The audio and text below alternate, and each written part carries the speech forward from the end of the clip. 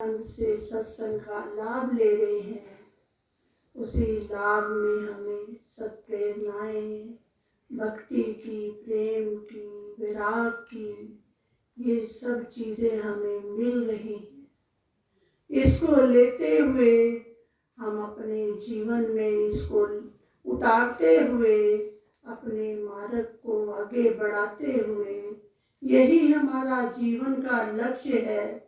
इसको समझते हुए सत्संगों का आनंद ले रहे हैं। कहते हैं गुरु हमें हर तरह की प्रेरणा देते हैं।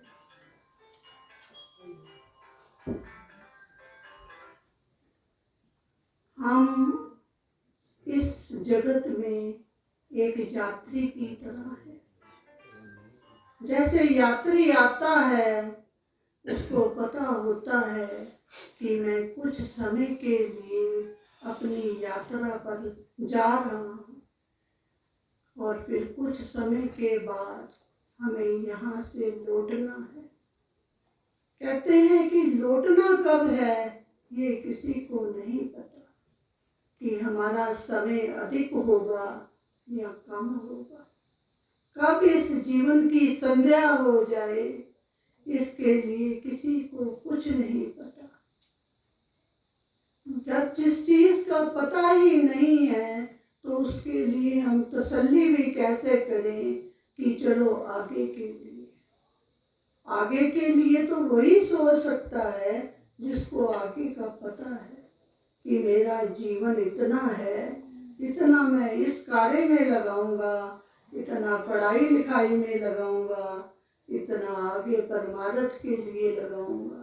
इन कामों को वो तभी अलग अलग कर सकता है जब उसके हाथ में इस बात का पता हो। कहते हैं इस संसार में जब किसी चीज का पता ही नहीं है कि हमारे आयु के दिन कितने हैं, तो जो मिला हुआ समय है उसी को संभालना हमारे जीवन का उद्देश्य होना चाहिए। उसी में से अपना काम बनाते हुए कल के लिए ना छोड़कर इसको आगे से आगे अपने जीवन में धर्म के कार्य को भी जोड़ना चाहिए। जब इसको हम धर्म के कार्यों को के साथ जोड़ देंगे अपने जीवन को, तब हमें ये फिक्र नहीं होगा कि हमारा कल क्या होगा। जिसके पास ये भक्ति की कमाई होगी वो अपने आप को पूरा भरपूर समझेगा कि मैंने तो अपनी कमाई साथ साथ कर ली है। कहते हैं इस धन का क्या भरोसा है, आज है कल नहीं, अगर है भी तो ये हमारे साथ जाने वाला नहीं है। इसके ऊपर ज्यादा भरोसा नहीं करना, ना समय के ऊपर, ना धन के ऊपर, ना कल को अपने शरीर के ऊपर, क्योंकि ये सब धोखा देने वाली चीजें हैं। जिस वक्त अंत को ये शरीर छूटता है तो यहाँ का धन, यहाँ की मान मर्यादा, हमें जो कुछ भी मिला हुआ है ये यही छूटता है।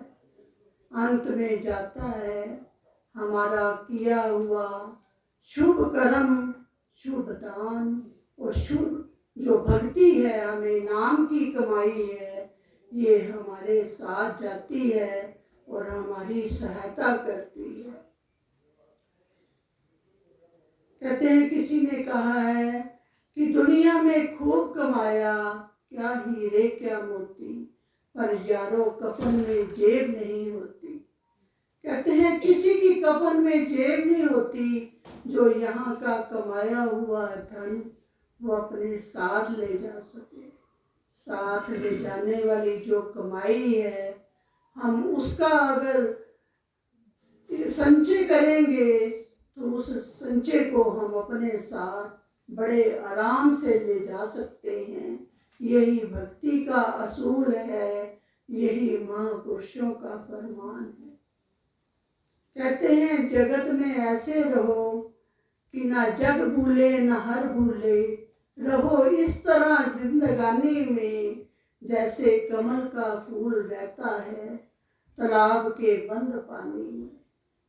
कहते हैं रहना तो हमने इस जगत में ही है, इन परिस्थितियों में भी रहना है, इन्हीं से होते हुए अपने जीवन को थोड़ा थोड़ा ऊंचा उठाना है।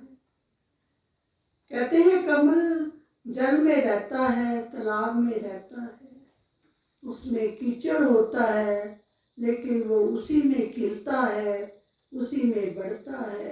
कहते हैं जैसे जैसे कीचड़ नीचे बढ़ता जाता है, कमल का फूल अपने आप को थोड़ा ऊपर ले जाता है।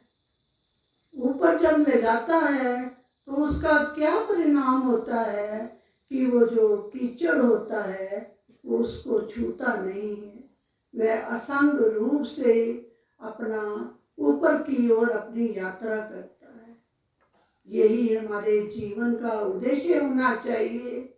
हमें ये हमेशा महाराज जी भी बताते हैं, हमेशा ये विचार रहना चाहिए कि ये जगत एक सराय है, इस सराय में हम कुछ समय के लिए इकट्ठे हुए हैं, लेकिन धीरे धीरे अपना समय आने पर इस सराय से सबको चलना है।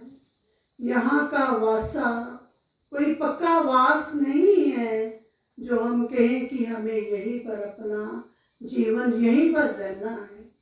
कब किसका समय आता है इसका कोई पता नहीं।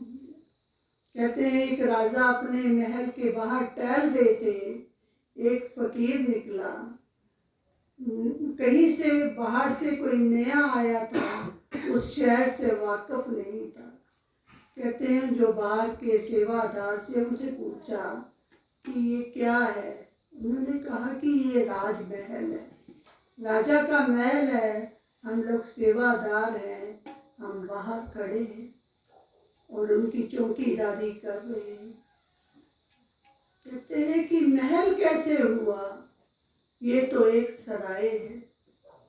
कहते हैं राजा उनके बातों को सुन रहा था, तो राजा ने कहा मेरे इतने बड़े महल को जो बहुत विशालता में बना हुआ है और ये साधु इसको सराय कह रहे हैं। उन्होंने कहा इनको अंदर लेके आओ। कहते हैं वो साधु को अंदर लेके आए, उनसे बातचीत की। कहते हैं मेरे इतने बड़े महल को आप सराय कैसे कह रहे हैं? कहते हैं मेरी दृष्टि में तो ये एक सराय ही है। तो कहते हैं बताओ कैसे है सराय? कहते हैं आज से पहले इस महल का कौन मालिक था? कहते हैं मेरे पिताजी थे उसके मालिक। कहते हैं उससे पीछे कहते हैं मेरे परदादा थे, उससे पीछे जो भी रिश्ता होता है वो थे। तो कहते हैं फिर तो इसको महल कैसे कहता है जहाँ जिसका कोई ठिकाना ही नहीं है, जो आज था वो कल नहीं है, जो कल था वो आज नहीं है, जो आज है वो कल नहीं रहेगा, तो इसको मैं सराय ना कहूँ तो क्या कहूँ? तो ये विचार महापुरुषों के होते हैं। हमें भी अपने विचारों में कम से कम इस विचार को तो महत्व देना है कि हम यहाँ अधिक समय के लिए नहीं हैं। इसलिए अपने विचारों में ये दृढ़ता लाते हुए अपनी आगे की कमाई भी साथ साथ ही करनी है। इसमें सबसे पहले आता है कि नाम की कमाई। जितना जितना हम नाम जपेंगे उतना उतना हमारा वो परलोक का धन इकट्ठा होगा और वो हमारी क्या होगी? वो हमारी जमा पूंजी होगी जो हमारी इस लोक में भी सहायता करेगी और परलोक में भी हमारे साथ जाएगी। इसी पूंजी को इकट्ठा करने के लिए हम लोग सब यहाँ आते हैं और अपने घरों में भी इस पूंजी को इसी तरह इकट्ठा करते रहें, अपने भजन से, अपने साधन से, अपने विचारों से इस बात को पुष्ट करें कि अपनी जिंदगी का समय अधिक से अधिक प्रभु चरणों में लगाना है। हे प्रभु, ये याद हमेशा अपने आप को दिलाना है, प्रभु तू मेरा है, मैं तेरा हूँ। ये रिश्ता हमारा सदा बना रहे और इसी में हमारे जीवन का जो अंतिम समय है, इसी भाव को लेते हुए अपनी यात्रा को हम जीवन की आगे चलाते जाएं। बोलो सतगुरुदेव महाराज की जय।